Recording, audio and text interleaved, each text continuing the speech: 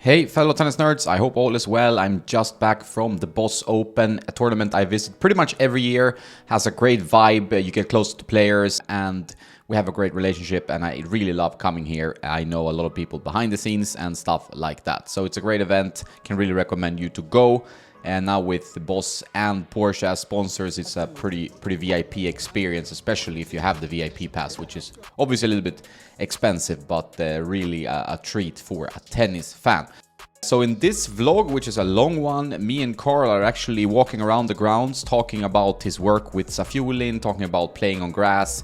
We actually also play on grass. So I hope you find this video engaging and interesting. I've been part of sponsoring the tournament with a company I worked for a couple of years. And if you do, please let me know in the comments so I can work on more stuff like this. I will be traveling to other tournaments as well. I really like that part of my job, whatever you want to call it. Besides today hanging out with Karl Adrian, or Adri as we call him, I also had the fortune to have a dinner with Steph's team, Stefanos and his father, fitness trainer, and that was great. We discussed a lot about rackets and tennis in general, so I really appreciate they inviting me and actually watching some of my stuff, so I really thought that was cool. My impression of Steph is that he's a really nice guy, very down to earth for his position in the game and quite open to listening to other people. So I really appreciate that and I hope to see him again in Mallorca. I've been in contact with his brother Petros in the past and he's also a very nice guy. I think it's generally important not to judge the players before you actually have a chance to get to know them or spend some time with them. I think they get a lot of shit on social media, to be honest, and it's not easy for them. So these types of things can be quite difficult to navigate for young athletes who want to focus on their sport, but they obviously live in the modern world with the social media and the people gambling and losing money on their matches and so on. So it's not that easy to be a pro player in that sense.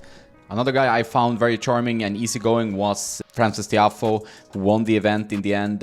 He was very relaxed, wasn't depressed, sat down next to me, watched the end of the Fritz match together, and really like this guy. He has a good vibe and seems very easygoing and open-minded, and also plays very entertaining tennis, which I think is important for the sport going forward, that we need these entertainers that have a little bit of a more relaxed maybe mindset around certain things. So all in all, a very good experience. I hope you like this vlog. It's a little bit different from my usual videos, but I want to do a bit more varied stuff, not only rackets.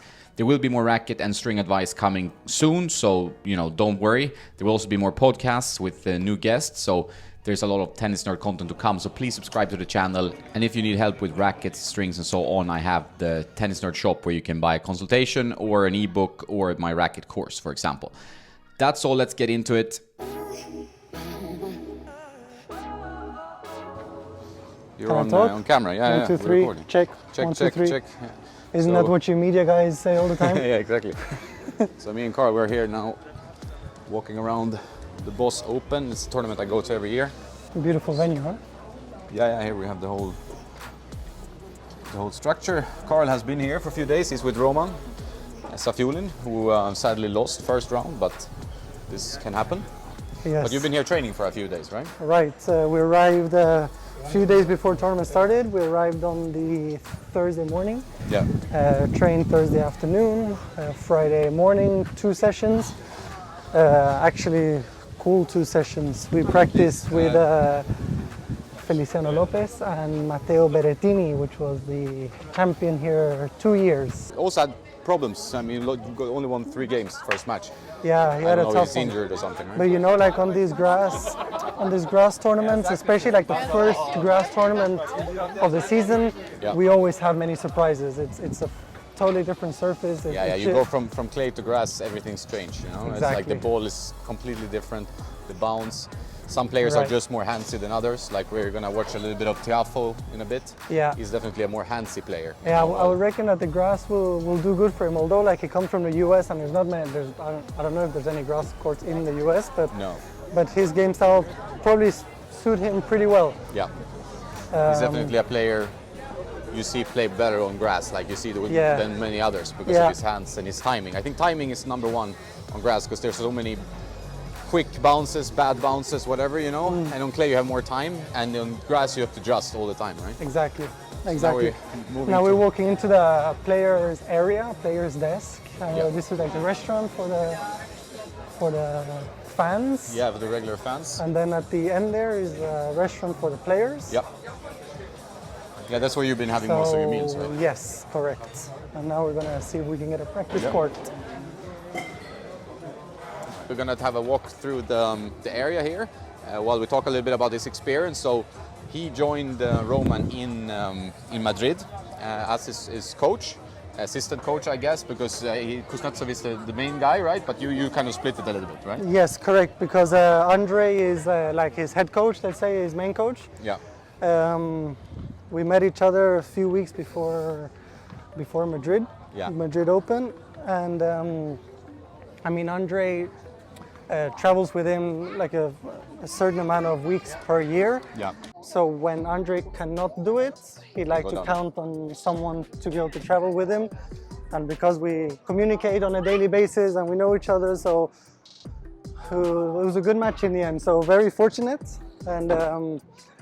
Enjoying, but as well, it is a job. It is work to do. I mean, waking up early, practicing, training, organizing the practices, making sure everything is smooth for the player, especially. You know, taking away all the logistic stuff. But yeah, this is where the players string the rackets. Yeah, this is the stringing service run by Babolat, right? Yeah. And they have the shop this year as well. They do have the shop, yes. Here I actually bought my grass court shoes because I arrived here with no grass courts. Yeah, this is generally good. So, I brought my grass court. So. Yeah, this is where the magic happens, the stringing. Oh, they sell the ERT. Yes. I don't know how intelligent that is for them, but. The Babolat stringing team in action here with the Safiulin's frame. Hey. Take care of that racket, huh? Yeah, it's a beautiful frame actually. It looks really good in glossy design. This guy you know from my podcast. So, what are you stringing? This just looks like a retail racket, no? This is for some visitor here. Yeah. So we're also keeping visitors happy.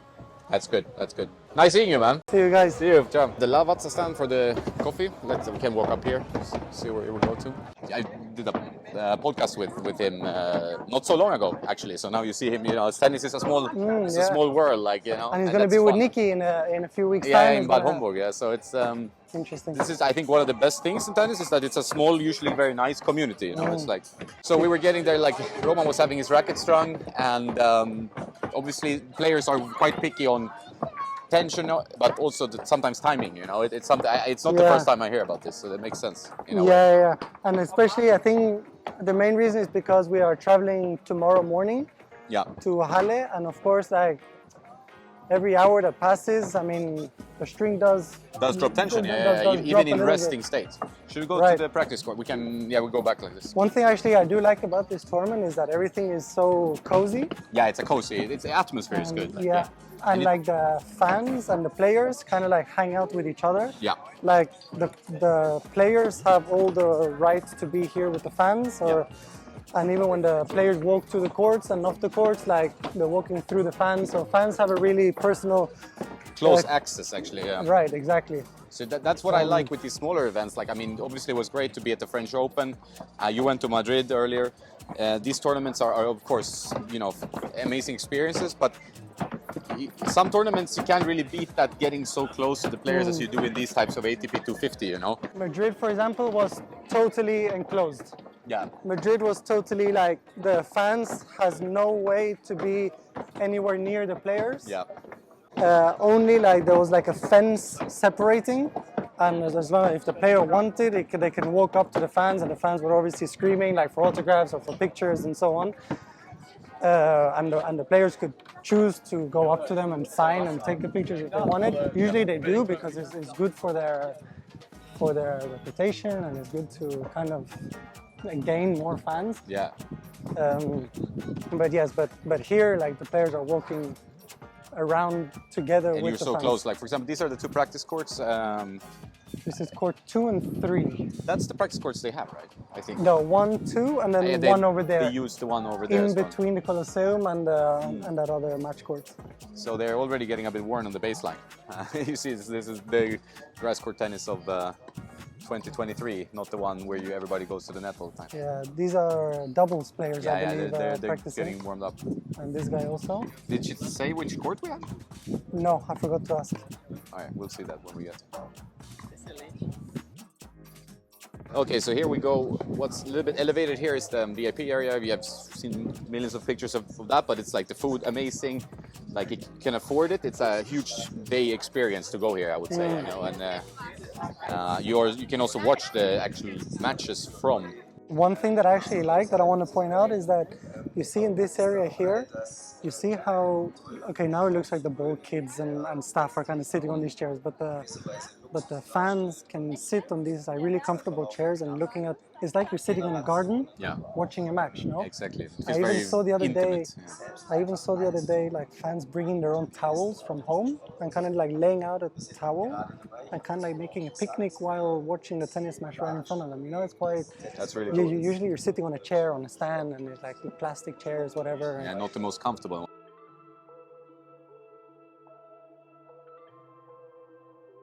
You would say that the adaptation for a player, I mean, like Roman, you know, has played a lot on grass. We talked to him actually before, and his preparation, you know, being kind of on artificial grass is so different, right? It's like artificial grass and real grass. They play very differently. So I think you learn a lot, like just getting into more and more of the tour, like more and more of the grass events to adapt, because it's a huge adaptation from other surfaces, I would say. Yeah, for sure. I mean, if I'm not mistaken, it's about like 65% of the season is on hard court, about 25 is on clay court, and the last like 10%, 8% is on grass. You know? So it's very small portion. And in Marbella, we don't have any grass courts. No. The closest we have is like artificial grass. So that's what Roman was practicing on the few weeks leading up to the grass season. But once we arrived here, I mean, it was totally different. We knew it was different because he's played on grass before, but yeah, it was very different. So those 2 days of practice before coming here wasn't enough. Before the first match. But yeah, but now we've practiced a full week and a half here on the grass before Halle tournament next week. So I'm sure that will pay dividends, because like you need to really get used to the grass. It's not like and it's so fast the transition that it's not easy to get that time. Actually, you have a match straight away, and if you lose, you don't have any other matches. You need to just make sure you practice a lot. But he's been practicing with a lot of good players, so yes, and getting used to it. So practicing with a lot of good players, double sessions every day, and playing a lot of points. Yeah, a lot of points. The days that we share a court with two others, because usually, I mean, in a tournament like this, there's not so many practice courts. Yeah. In Madrid, we had a lot of practice courts, but here, not so many. So there's a few times, like for example, Roman is hitting with another player, as well as sharing the court with two other players. So when it's like that, it's hard to kind of to play a set, so like a practice set or practice points, because you're 4 people on one court. Sometimes we do it like 2 points each, like 2 points one pair and then the other 2 points the other pair. But when we have the full court, we do try to play like a practice set or practice points. he did beat Medvedev in practice sets. It was pretty impressive. Yes, in Madrid. In Madrid we did. So that was quite cool. Of course, practice and when it's the real deal is two very different things. But yeah, I mean, the level is there, you know. It's very level little. Is there for sure. You know, it's very little that differentiates like maybe just top 100 player and maybe a top 10. I would think it's maybe a little bit mental and maybe some physical also. I think it's heavily like on your. I think two things that I've talked about with some coaches as well is like this mental thing can be a difference of 200 ranking like spots, right? And then you add also strategy to that, like obviously how you play, like not like being mentally strong, but also how you affect like your game. It's like do you know how much knowledge do you have about adjusting your game? How much can you adjust your game depending on the opponent, depending on this surface? Some players are more two-dimensional than other players who can adapt a bit better. Like I think Djokovic's biggest strength, in my opinion, is like partly mental strength, but also his smarts. He's so tennis smart. He knows like, okay, I'm gonna play my game as this guy is the most uncomfortable. Tennis IQ is so high. I think you can't overestimate that. The tennis IQ is everything. Like tennis is a very cerebral sport. If you're thinking a lot about what you're doing, and you can employ it in matches, like actually do it, it makes a lot of difference. Yeah, for sure. And also be able to change your game plan throughout the match, right? Because you step into the match with a game plan, And then if it doesn't work out, you gotta change it, and you gotta know when to change it or not to change. But then if it's not working, I mean, you can quickly lose the sets perhaps. And with a best of three sets match, the match can go over pretty quickly. So you have to, of course, change your game plan throughout the match. And if you change it and that one doesn't work either, you're gonna change it again, and that's what Novak is just so Yeah, good he's at. so good at adapting himself So all the time. good. He seems to be always on with his mind, always Right. ready to do some changes. Right. So here we have a bit of a walk around the surroundings, but as you can see here, it's like a beautiful, and also there's Stuttgart in the background. You have the Boss Open logo. Now Porsche is a car sponsor, so both me and Karl went in this like amazing Porsche. What's this called? It's a Taycan Turbo Taycan S. Turbo S, which is like I 700 believe you can horsepower. see it right there. I think that's the car that we were in. Yeah, Same color. let's have a even. look. Let's have a look. It's rare that you go and you have the player service being run by Porsche, right? So it's not. I mean, okay, there are Porsche tournaments on the WTA Tour, but it's not something common. Like used to be Mercedes, used to be main sponsor, but now with Boss, it's a good replacement, and I think Porsche and Boss is a nice combo, right? Very classy, no? Yeah, I very like classy. Das war jetzt das Gleiche an Einsatztagen. It's also like I think Boss stepped up a lot with their branding this year. I mean, you can see these huge letters, but also they have this massive bag, which is the Boss shop, You can see it right So we there. can see it from here, Like this is a big bag, which is a tent where they sell the stuff. This is actually a clay court. This is how this place usually looks when there's not grass court events. I actually played on this court. It's a nice clay court, but this is all about grass. So This is is a like little bit- Scandinavian clay, no? this is so German clay and Scandinavian clay, as you can see here in Karl's hand, is very different from like what we're playing on in Marbella. So if you would look at this clay, it's not as grainy. Clay is actually bricks that you put into microscopic particles, pretty much like it's dust, brick dust. And this one is a little bit coarser, so a little bit like thicker, doesn't move as fast, the ball doesn't bounce as fast. So it's a bit different than what you're playing on in Spain, for example. Should we walk over to the cars, maybe? Then we have to get dressed because we're playing, right? Oh yeah. Now I'm feeling We're like gonna playing. test out the grass course. Hit with Mr. You- Jonas here, Mr. Tennis Nerd. Exactly. Yeah. You can hit some balls. It's gonna be fun. It's After not the you. first time on the grass, but you don't do that a lot in life. Also, now- it's a beautiful day, huh? Here in Yeah, it's Stuttgart. perfect. Wow, Now it's hot. today was perfect. It's hot, but it's not too hot. I think you had a little bit too hot the other days, right? Yes, it was very hot. Fortunately, we're coming from Marbella, which is not a cool place. Yeah. So No, coming here, you're pretty well acclimatized to the heat, same as I Yeah. have. 15 years in Malta, Marbella, on and off. It's kind of similar climate, so you get used to that. So now we're outside the playing hall. We see Matteo everywhere. Sadly, he's out of the tournament, but he's still the model of the tournament, kind of, because he is the main model of Boss. As when they did the rebrand, which I think, personally, obviously subjective opinion, but I think Boss has really upped their game. You agree with me, right? The I Boss agree. now We- looks much better, like than the, right, we were talking about that earlier, weren't we? Yeah. It's, they've done a 180-degree change.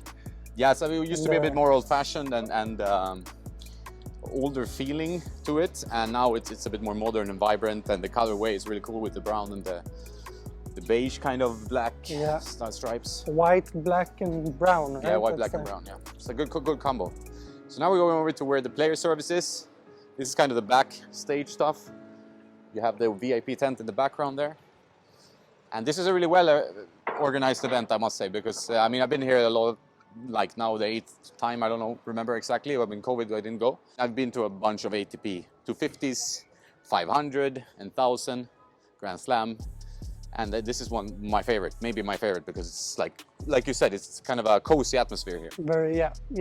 It's a cozy event, We'll see what you think about Halle. I'm curious to hear about how your experience. I've see. never been there, so I cannot say anything. From what I've been told, I haven't been there yet myself, but from what I've been told, it's a tiny village. It's not easy to get there. We got to take a train from here until Dortmund, I believe, and then Oh, have yeah? like a 1-hour drive from Dortmund.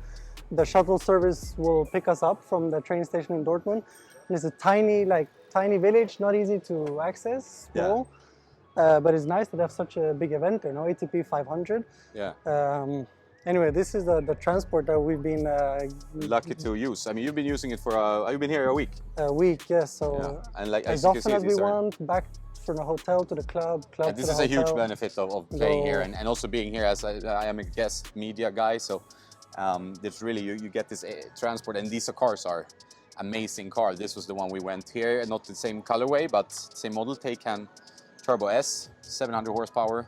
He was saying Beast. 0 to 100 in 2.7, Yeah, and seconds. an F1 car goes in 2.5. So Yeah, so we're getting there. We're not getting far there off. with these cars. Yeah, so this is pretty nifty transportation for you car guys, car girls out there watching this. You although know what we're talking I about. do miss the sound though. I do miss Yeah, the it's sound all, of all electric of now. the So it's V8 or V12. V8 or V12s, you know, they have this purring, roaring sound. We don't get that. Now it's made by speakers, but it's obviously a bit different. And all the cars here they're either electric or hybrid. Like Yeah. the Panamera there is hybrid. You can see it has the green letters around the name of the car, like Yeah. this one. The green letters, which makes it hybrid, how you can tell. Yeah, this is the one we came in. Oh yeah, this is And the color is, I love the color, it's I great. like the color. Yeah, it's a beast of a car. I think it's quite smart from them though, because the players are kind of getting transported in these cars, and then if they do well in maybe a Grand Slam event, Can we go in here? and they get a decent amount of prize money, maybe they decide to buy one of these. So I guess that's what they're aiming for. Exactly. Hello. Oh, thank you. So back into the playing arena, we have a match ongoing. Who's playing now? Musetti versus Musetti, Barrere. Barrere, yeah. Barrere. So it's a good match, but I think the big match today is having Tiafo in action. Tomorrow we get Tsitsipas starting, I think. So that's going to be good. I think he's an audience favorite. Here we have previous winners when it was on clay. You can see Nadal have one here, Ferrer, Nadal again, Del Potro, Montañez. So a different group of players. I mean, Fognini has played here on grass and has played here on clay and won. But this year, so I started coming. We had Nadal winning the first year I came, and then team. We have Roger even, and then Matteo and Silic. And then Matteo again. Yeah. Now the idea is that we're going to hit some practice court balls unless we are booted by some players. But I have a feeling we might be okay. We have 13 minutes for our court. Here we have the camera booth, media guys.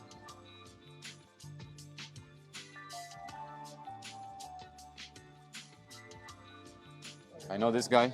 He looks very cool today. Doesn't say hi. So rude. How are you doing? So that was my buddy Ingmar, who works with the organization. Super nice guy. Also a tennis player. Yeah. Which we tend to all be here, I guess. And there you go into some seats. Then you have the media and the higher up seats there. I like to be as close to the court as possible. I think you agree with this. Yeah, for sure. Sometimes it's not easy, but it's generally, I mean, like that's sometimes the issue when you go to Wimbledon and Grand Slams is you get so far away that it's not even, it's a bit like going to, watching it on TV. So you're living the dream now, Karl. You're traveling on the tour. Yes, to be honest, very fortunate. Very fortunate. I'm enjoying it very much. I'm not taking it for granted. I know what this takes. This is my dream, and The press. here we have to be Yes. quiet. Yeah, just be quiet. Like selfie mode. And this is where the press conference magic happens. We hopefully get players to say something. How did the courts play? You had some frustrating bounces, I saw. I mean, it's not the court in particular. It's more just the lines on a grass court. How it's the pretty unplayable and hits the line and just hits the line and dies. And I was pretty frustrated because I felt like on a lot of big points when I was on a shot, just hit the line, and I felt like I was getting extremely unlucky with just I guess the lines on a lot of points. It happens on grass. This is the fastest stuff you can play on, pretty much. Kennelbach to meet head, and it was very difficult to play. Me and Karl, Yes. two Nordicos, Noruego and Sueco. Look, Nordic Dose. Look, this is you. Yeah, he gets a and lot this of. is me. Irakli, our buddy, he gets a lot of free publicity here, but it's actually great clothes, so we shouldn't give him any shit for that. And also, he bought dinner yesterday, so That's also good. Not for Karl though. No, I was here, but Next time. So we're on the way to practice court. Hit some balls on the beautiful grass. we're set Carlitos up in the reservation as coach plus coach. So I coach you and you coach me. Exactly. I think I'm a bit more hopeless than you, so I think I need the coaching. Karl has not the most pro racket bag either. As long as it's a bag and it keeps exactly, your as long stuff. as it's a bag, yeah. I have this. This is the Mega Pro. Carries a tripod. And I'm a guy, you know how many racket bags I have? Like my whole wardrobe's full of racket bags, but And you chose that one out of everything you got? I have the... Head rackets and Yonex bag? Come on. No comments. I had to be creative. I didn't know if I was gonna play. Also, Here you can actually see the court pretty nicely. Oh, there's too many people. But you see that there's interest around the Musetti match. Oh, Okay, it's so we're waiting here. for us. Look at this. It's ready for action. And we have the first one here. Yeah. Good. Of course, a show court. Yeah, sure, court. So Why not? people can learn while they watch. Can learn, especially from me. It would be amazing. I played actually on this court before. Okay, so grass is like this. It's very, very short and very difficult to play on, as you will witness in this video. Karl in blue, me in white. So let's go close up to the grass. Super close up. What do you see wrong with this? I would imagine there's something with the strings, but what, have you missed something? You tell me. Look at it closely. Showed Roman and he started to laugh. What is this? I didn't see this. Look at Karl's stringing. This is how you string. I should show this to the stringing room. What is this? This is the worst I've seen. Yeah, it's bad. So I'm wearing specific grass court shoes just for the grip. This court is already pretty worn after 1 week. And I've had to really adapt my game. Hit it like lower over the net. I'm aiming for like less height, flatter shots. Though my shots naturally are much more topspinny because I'm grown up in Spain on clay courts, like that. And good You need to volley. be so low all the time, which I struggle with anyway. What really came to my attention is that when you slice the ball, or when I receive a sliced ball, the ball is still spinning backwards after the bounce, which is quite interesting. Makes it really tricky to handle.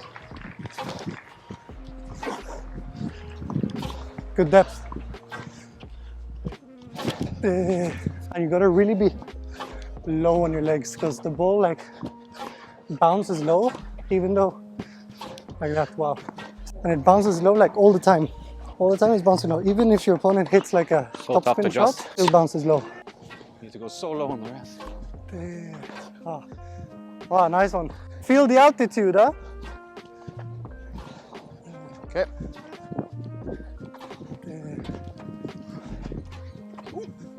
Oh, lob on the backhand side. And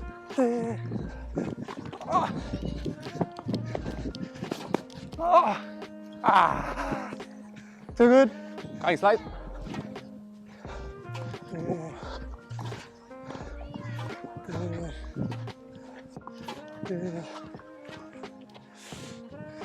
In.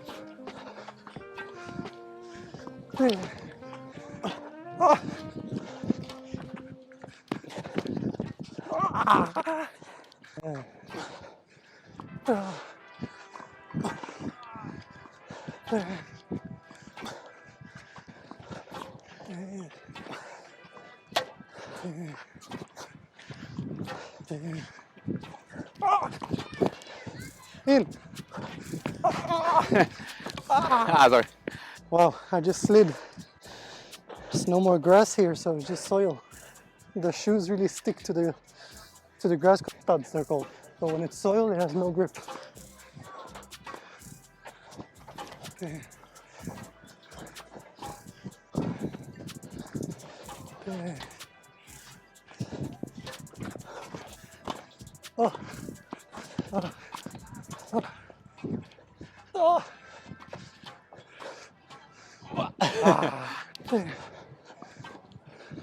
Oh, good depth.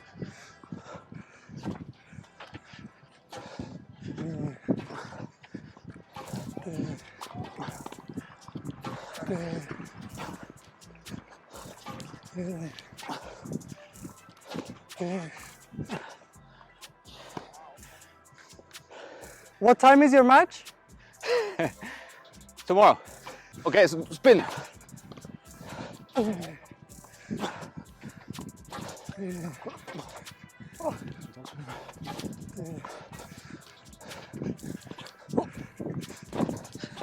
Oh, yes, you have to get mega low to the ground to even have a chance of getting a good contact, because there's a lot of off bounces. So you need to be really like shorten your swing, take it earlier. It's tough, especially when you play mostly on clay, but you know, it's what it is. You know, when I'm practicing with Roman, he's telling me I stand on the service line and I serve as hard as I can. First serves. I don't understand how they return. Yeah. Like the reaction, I'm like amazed. Like I'm standing here, hard as I can. So impressive. Good serve. You bastard.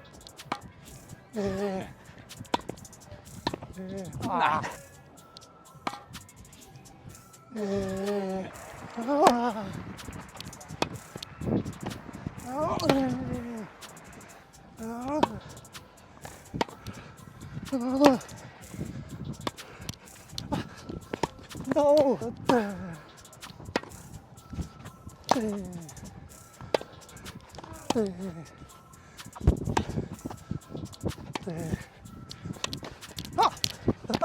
Good.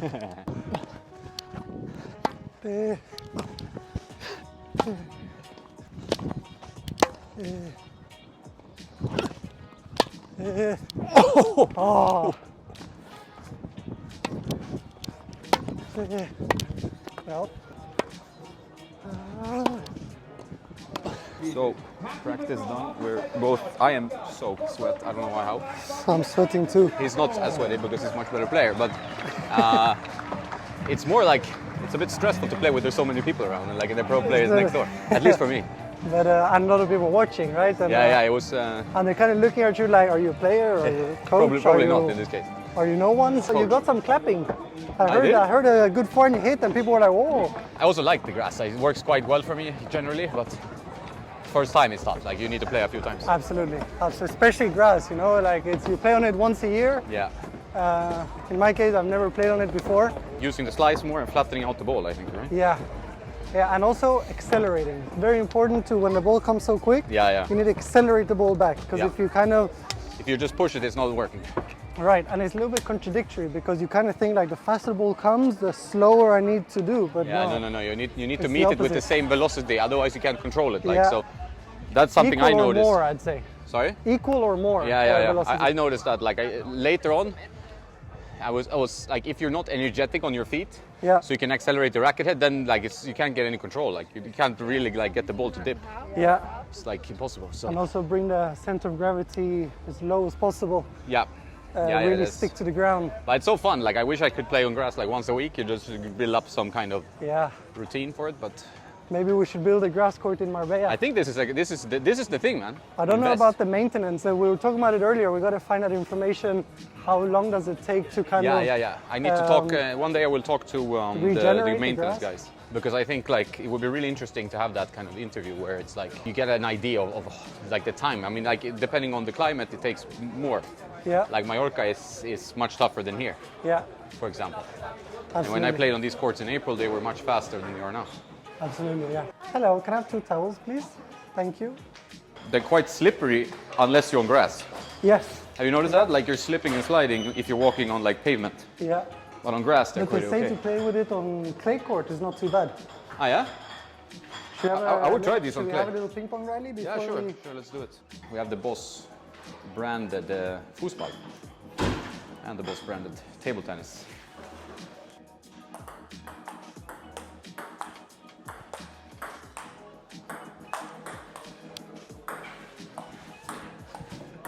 No! Oh, I mean, it's like you don't do. Oh, you touched. Good. Vamos. Vamos.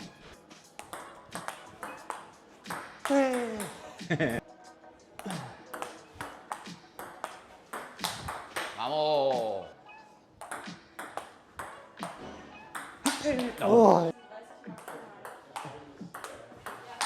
No! Really? That was not intended? No! Yeah. I'll take that. 5-3. 5-3. Hi. Very good. Hi, Jonas. I like this. It's good. Oh. Points now. Nej.